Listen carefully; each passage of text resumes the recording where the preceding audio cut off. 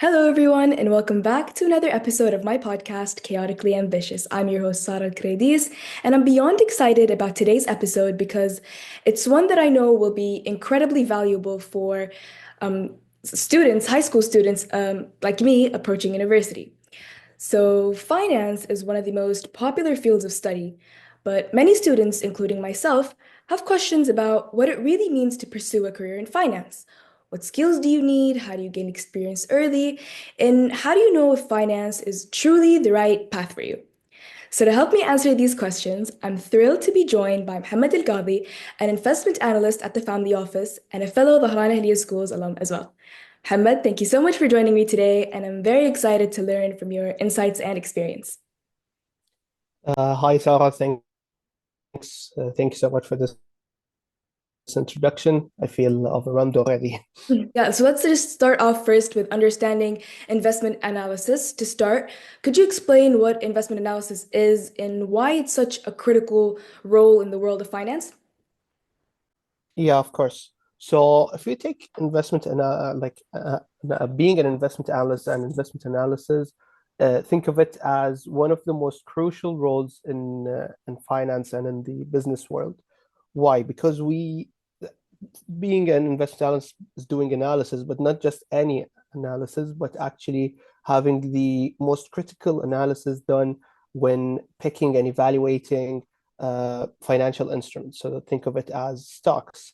It goes from stocks, bonds, Islamic bonds, which are sukuk, businesses, even it goes to businesses, even markets and economies. So such critical decisions and such critical evaluations and analysis needs to be done properly and needs some sophisticated skill and has such great magnitude, uh, thus far making it a very important role in current business world and in current environment. Also, we have to do, and since this it has such dimensions, let's remember that we need to have and to make an informed investment decision. So the general rule of the investment world is basically, like in just in a nutshell, is maximizing return while minimizing risk.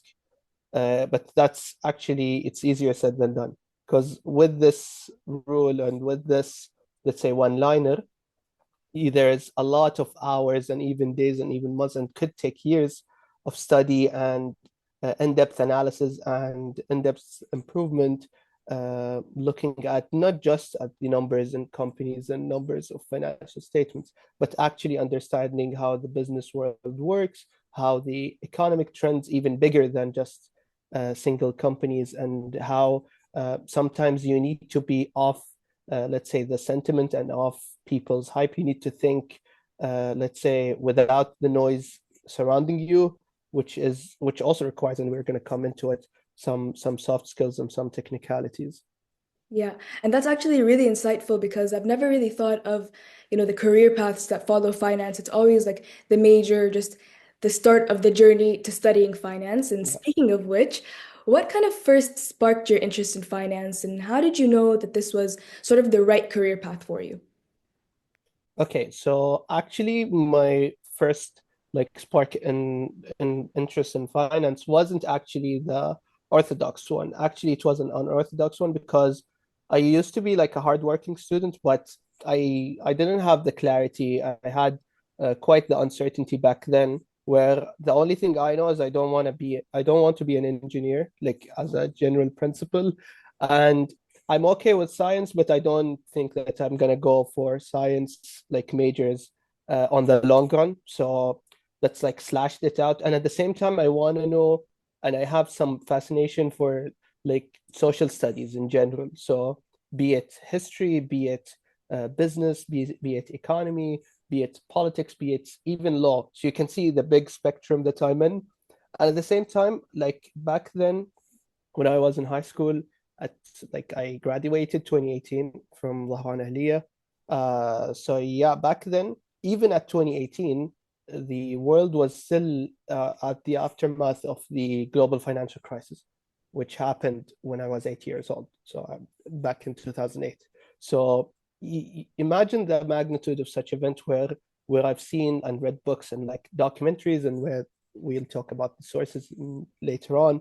But you see that how such an event, especially like in finance and investment, didn't just change like a people or so, or like just a neighborhood or a district lives, which in itself is a big magnitude, but actually changed the whole world. And you could use like from what we weren't that mature to see it, but at least we read it and we saw the impact of it, is that if all the world's economies acted as a domino basically, and you saw how such magnitude, for example, in it would spark in Saudi market, or for example in the UAE, or wherever will with just like one let's say bubble busting in New York. So you see how the world was interconnected and how such magnitude basically like impacted people's lives and in very sheer magnitude. So you've seen people, like when you see documentaries and you read about it, you'll see people losing their homes. You see such magnitude and their jobs. And yeah, so I had this interest, is that how such like products and how such, let's say, theme of businesses and theme of study has such impact, and at the same time how we can improve it. So this is also another dimension of it. And also this is like from and this is how I link it to my like social studies interest, because you can see I didn't just see it as like numbers as money, but I saw also the impact it had on societies and it had on people. At the same time, how governments reacted and how like decision makers took decisions to facilitate people's lives, and how economies then fell. And you've seen the sheer magnitude of this event. At the same time, I always used to have, like, even since I was a child, is that the one guy who like says something and then brags about it when it happened. So think of it as staying ahead. So I used to look like at one stock or at one business back when I was like in middle school or high school, sometimes by pure luck and sometimes actually by trying to connect things together. And then like this bank stock or this company stock would actually go up, and then I would brag about it. So the general theme was it of staying ahead of the curve. Then I got, because it happened to me multiple times, I thought that this thing is really good and I want to explore more about it.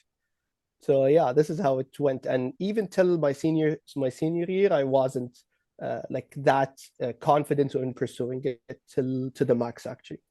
And yeah, I want to touch on the way you said it was sort of Mhm. an unorthodox way of being Yeah. interested in something. And I totally agree, because you're sort of the epitome of being chaotically ambitious, because I can totally relate to you Mhm. in the sense that I'm a senior in high school now, and I still have a hard time deciding what I want to major in, even though I'm applying for schools currently in Yeah. the process of applying for colleges.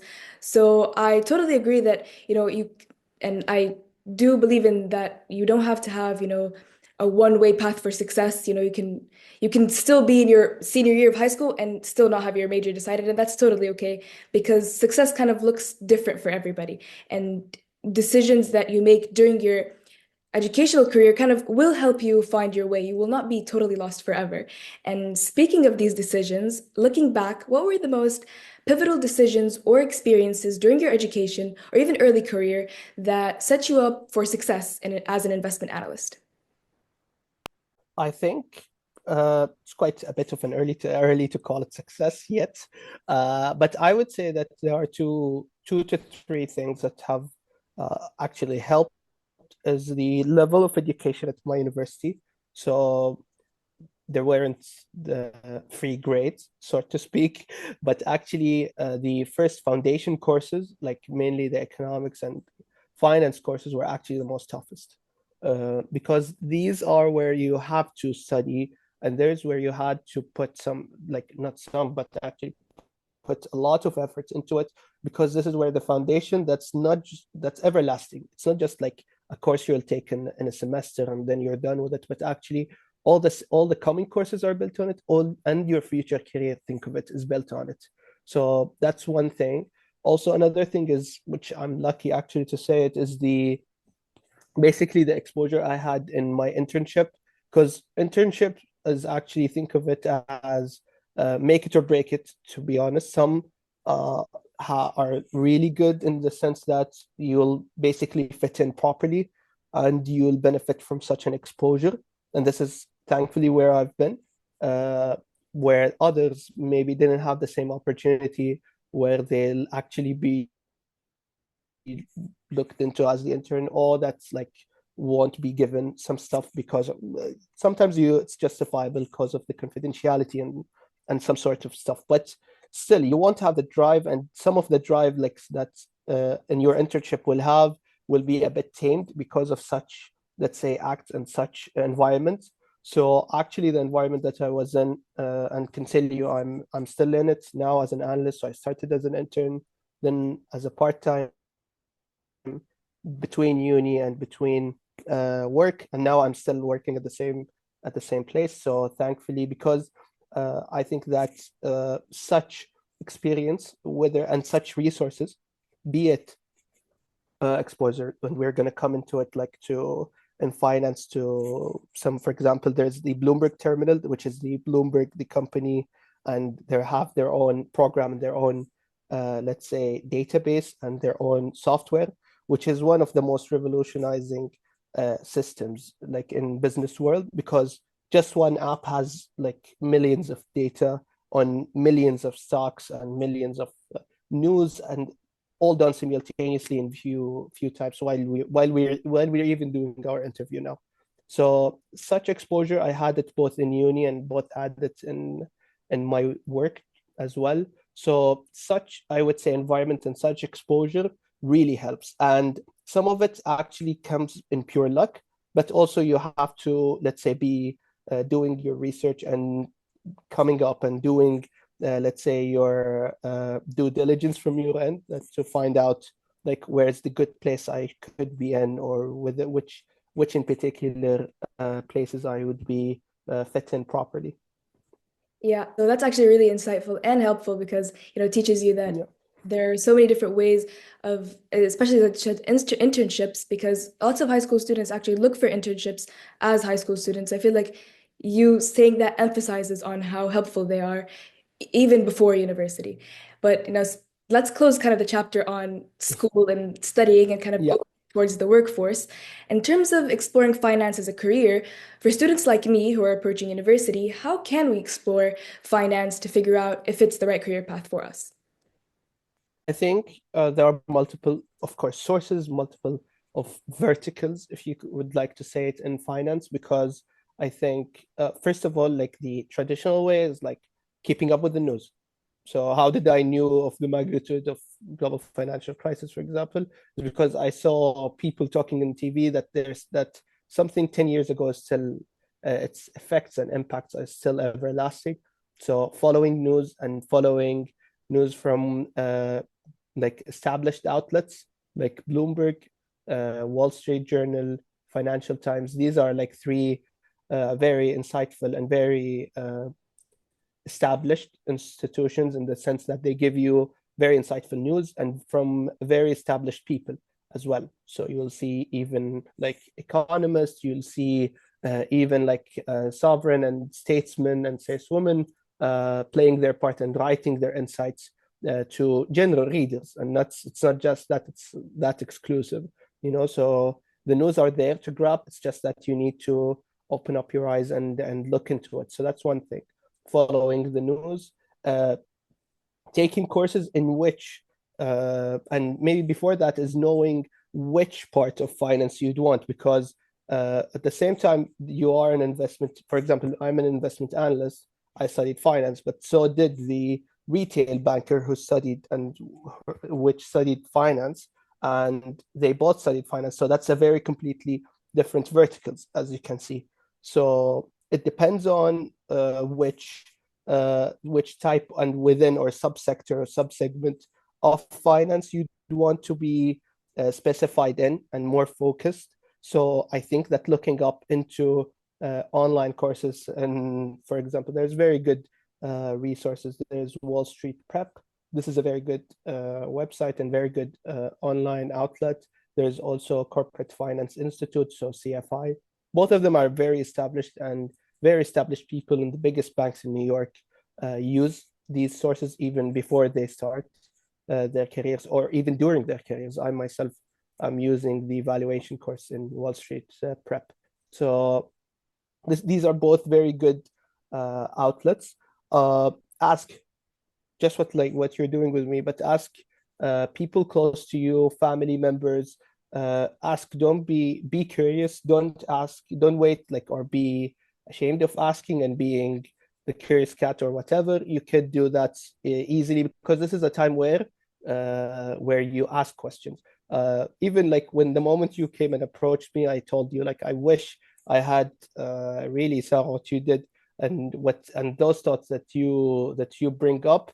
It's very important, and I wish I had time to go back and ask these questions, because I'm sure these questions would have made my decision and my thought process back then quite structured. And yeah, ask questions. Yeah, and thank you actually for saying that, because you wish you could go back in time and have somebody Mhm. ask you, have somebody teach you about these things. But for me, it's like I'm very grateful that you actually agreed to doing this, because it helps me more than anything, and it also helps, my audience of student listeners to kind of solidify their decision in whether or not they want to pursue finance. So you answering and these questions and just doing this interview with me means a lot to me and other students who are looking into getting into these fields. So yeah, thank you for that actually. And No, yeah. yeah, and you kind of touched on the topic of getting experience and building skills. Mhm. So when it comes to that, in your opinion, what core skills or qualities distinguish a great investment analyst, and how can students begin developing these skills even before entering the workforce? Yeah. So first of all, I'm not going to start with the technical skills, because I think Excel is a given for anything with you want to do with numbers. So that's one thing. But actually having the soft skills and the analytical thinking, in the sense that, as I told you, there are multiple and specifically in investment analysis, there are multiple factors, that both qualitative and quantitative, that both align, and it could go even too deep and too vague, in the sense that you won't think of, for example, an event that's happening in China would impact, for example, the prices and interest rate decision in the US, which in return impact the way you're going to take, let's say, your educational loan or your car loan here in Saudi. So you could see how we are now intertwined in this, in globally, how we are globally intertwined, and and having, let's say, the capacity and to dissect or to analyze such multiple factors, and such multiple, let's say, not just multiple factors, but actually that are not that related and correlated together.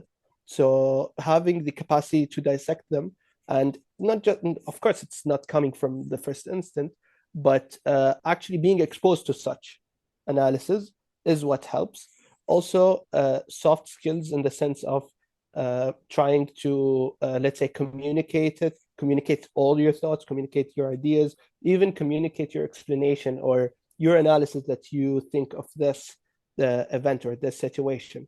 So yeah, I was saying, before we start the technical skills, there are, let's say, the soft skills and analytical skills that are, let's say, the concrete pillars that's also going to help your technical skills, because at the same time, having, let's say, time management and being always up to date with what happens, because imagine myself, I'm going on a leave in the next 3 weeks, so Yeah. I have to keep up to date with what happens around me and what happens globally, because each event is actually uh, taking its impact. And because think of it in this way, that you build a theory, or you build, let's say, a comment or analysis or a take, okay, on a single, I won't say on a single stock, but let's say on a single company or in a single uh, economy. Okay, you're saying Nvidia, now where everyone hears about Nvidia.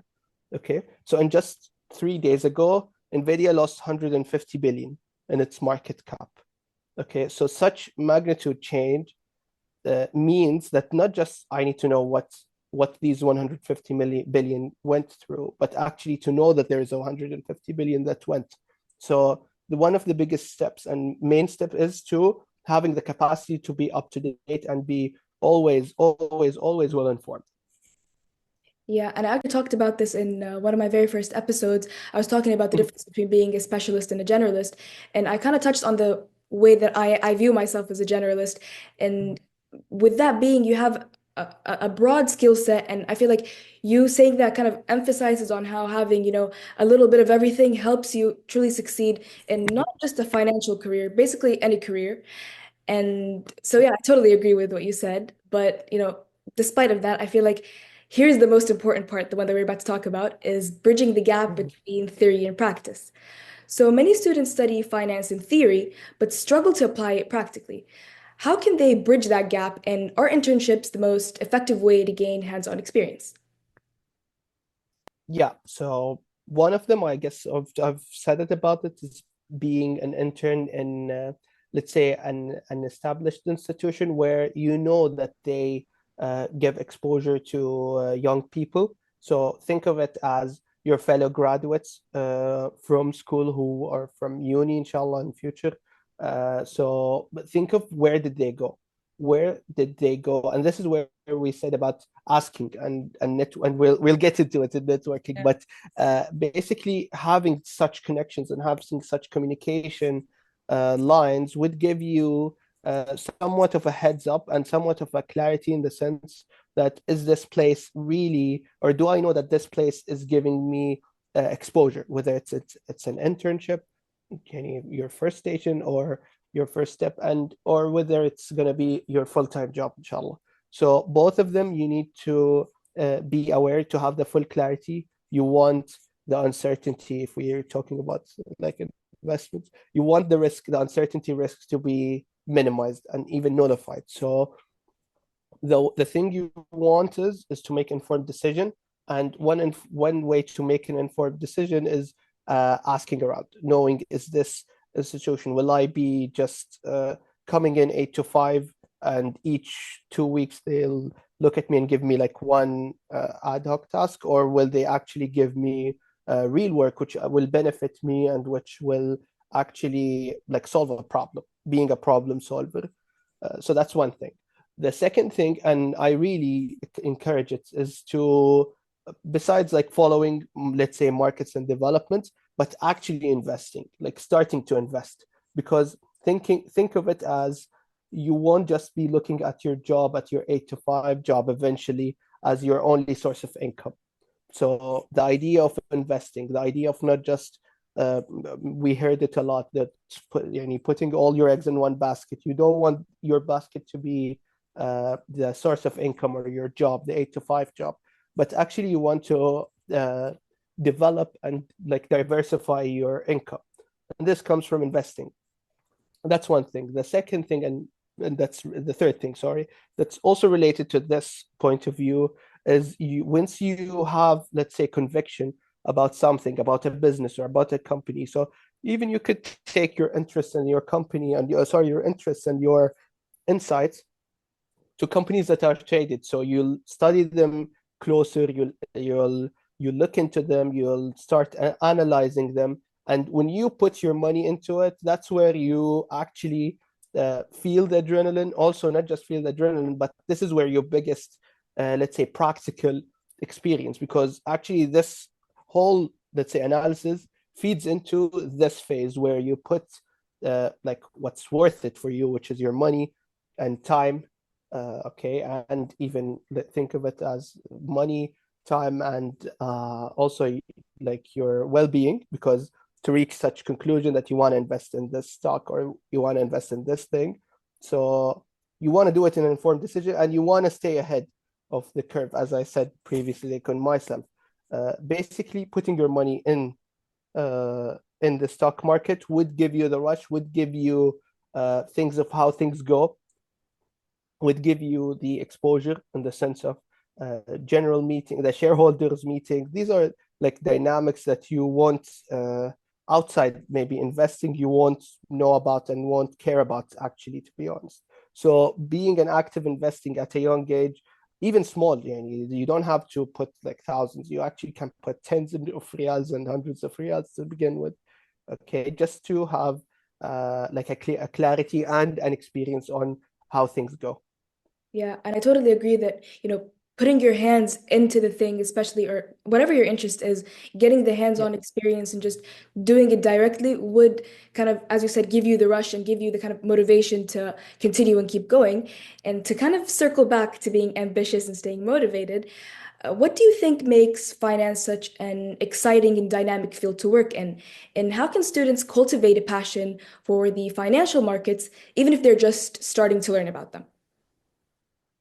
Think one of them is reading books and learning from the history of such broad sector like finance. So think of it as I told you, like social studies, and my experience. So such field where you could see for example, like very, like, let's say, middle class people become millionaire and billionaire and tell you how they started in a very modest, very humble beginnings and just taking the, let's say, the right steps and at a very young age and at the right age, basically, is what these small steps took and changed their lives and changed their even for generational like impact for their families, for their grandsons, and for generations to come. This family's fortune have changed because of making such informed decision and such let's say uh, let's say good steps that they take. And with these steps and with these similar steps and with these similar stories, you'll eventually be excited and would drive you. Like you'll see a lot of like small businesses become and reach billionaire levels and reach like become the at a level and have valuations of billions of reals and billions of dollars. So you'll see how such magnitude started from small, very small ideas and very small thoughts, but actually they evolved and became, and think of it not just as billions, but actually as a community and as society, and how basically you'll reach a level where people's lives are going to be dependent on you and they'll work for you and they'll work for the name and the institution that you'll be like owning, inshallah. And think of it also in the sense of these stories always there are more and more stories to come. So the world is a dynamic place that we live in, and you'll keep getting such stories and you'll keep getting such inspiration on how no one is sitting and like silent and just looking at themselves, but actually they are very dynamic and they take the right steps. And such, I'd say, exciting stories is what keeps us all motivated in finance, reading such stories, and yeah, learning from our ecosystem, podcasts, books, movies. Even movies and series are a really good way to learn about some situations and some, let's say, events that happened in the past. Yeah, and I totally agree with what you're saying because it's kind of these little self-made stories that inspire us and encourage us to keep going. Because when you see these people who came from nothing and built their own community and society for people, whether the career is finance or anything else, it's really inspiring and encouraging. And speaking of building a community, and what we kind of spoke about in terms of connections, networking is often emphasized in a field like finance. So, how can young people start building meaningful connections early on, even as students? 100%. So I think even from high school, like if you have even an interest in finance, there's also, you can start networking and building connections from the very inner circle you have. So as I've said, this is a time where you ask questions. This is the time where you bring up thought-provoking statements and thought-provoking, let's say, ideas and questions and inquiries about this field. So think of it as starting first with your families and close friends, and then your neighbors, then you're a cousin of your close friend, then and the circle will get bigger eventually. Then I think this is where there's a now maybe an even digitized circle is where with LinkedIn, for example, you'll reach out to people and then you'll reach out to not just, I'm talking of it as a high school student, you'll reach out first maybe to not right away to the field professionals, but also, even though you can, But actually, not just this way, but you can also reach out to university clubs, for example, for business school students. That's one way you'll reach out to them and get even more, let's say, insights on the field from people who are studying it now. So in terms of the field from a theoretical perspective, maybe you're not interested in the field at an undergrad way, or at an undergrad level. So you may be pulled off, and like you maybe get the idea that or you reach a conclusion that maybe it's not the time to be in finance now. Maybe it's time I think of finance maybe at a master and at an MBA level, maybe on just a generic look in business. This is many engineers do that. Like you'll see them studying their bachelor's first as an engineer in engineering, then they'll pivot towards MBA and towards business by having an MBA in their masters. So this is the time where you ask questions. Some maybe turn off like finance and turn off business in this sense, or actually it's the other way around. They were looking for science, and they were looking for let's say uh, general thoughts about the sectors. Now they actually got even more engaged, and they got even more interested. And it goes on from not just university. So just for example, alumni from the same school, like for example, future university seniors that you're with the university you're going to, and eventually once you become a senior in university, and once you become a junior in university, you'll see where your university graduates from your major actually went to. And it's going to be an infinite loop basically, because then you'll find like some mutual connections, mutual grounds, mutual geographies, or mutual societies where you've been interacted with or close with. So, and as I said, the main thing is to ask questions, and main thing is to have such discussions. Staying, let's say, uninformed or silent or is not as healthy as, even though discussions could go south, but still having discussions is healthy. Sharing thoughts, discussing ideas, having this dialogue is really crucial. Yeah, and I totally agree about the part where you said asking questions is super important and having a LinkedIn account is important. And here's a story for you guys, actually. I got this interview through LinkedIn. I've been building my kind of portfolio or profile or whatever you call it for a Yeah, while now. And one of my connections was or is a high school or is yeah, an alumni from my high school. So I contacted him and he was able to connect me with Mohammed and arrange this interview. So it's true, asking questions, reaching out and having connections from different fields will help you because this is kind of a real 100%. way to show you that asking questions does help and reaching out does help. And yeah, so finally, to wrap up, what's kind of one Yeah. piece of advice you wish you had received when you were starting out, and how can students make the most of their university years to prepare for a successful career in finance? Okay, so I think that's a very good question. And we can speak hours on it, as I told you. Like, but yeah, for me, I think that the making, let's say, being confident in the decision you take once you reach that conclusion is the most important one. Whether is it finance, whether is it be it in another majors. As I told you, like for myself, I wasn't, let's say, definitive, like having the definitive, let's say, conclusion back in high school. I didn't have that luxury, but at the same time, it's totally healthy, and it's not like it doesn't make it less of a structured being or a structured human being if you haven't reached that conclusion. So reaching being, let's say, uncertain, it's completely normal, and it won't make you, let's say, make bad decisions. It's not necessarily would reach you that to that outcome. And yeah, I would say is be like, let's say, read a lot about each interest, and like don't take off one of your interests and one of as I told you, like now I'm in finance, and still my, let's say, interest in history and social studies could make me enter masters in history, or I could take masters in legal studies. So I'm still open for such, let's say, diverse interests that may or may not intertwine together.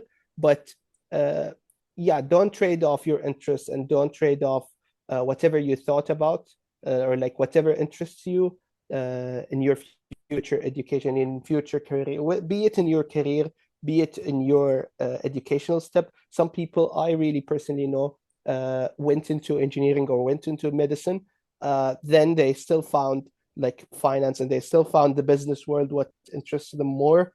And there's no way like to be there's nowhere to go being late. Basically, you still have time, like you still have time on it. You can invest in yourself even when you thought that, oh, like the train has passed. No, you can still, even like for medicine it's 7 years, but yeah, still you can have your own way back. You can change your destiny, so to speak, with these steps. And yeah, don't trade off your interests. And yeah, be once you reach this conclusion, as I told you, like that fully like where you think that there is destiny is with this interest, is where you go. Yeah, I totally agree because you should not have that the train has passed mindset because that's kind of what will, and if you believe the train has passed, the train will pass. Mhm. So you should always have your options open. Yeah. That's kind of the epitome of being chaotically ambitious, basically. And yeah, that's a very wonderful way to kind of wrap up today's episode. So yeah, all right, that's it for today's episode of Chaotically Ambitious. I hope you were able to learn something new. And if you're a student considering finance, now is the time to start building your skills, exploring opportunities, and connecting with people in the industry. And remember, your journey does not have to follow a straight path. Take initiative and don't be afraid to step outside of your comfort zone. And also, special thanks to Mohammed for sharing his insights and expertise. So, if you liked today's episode, please make sure to subscribe and leave a comment. As always, I love to hear what you guys think and your feedback. You can also find all of my socials in the description below, I believe. Yeah, that's where you can find my Instagram. I'm on Twitter as well, YouTube, and SoundCloud. So, thank you guys for watching, and until next time, bye everyone.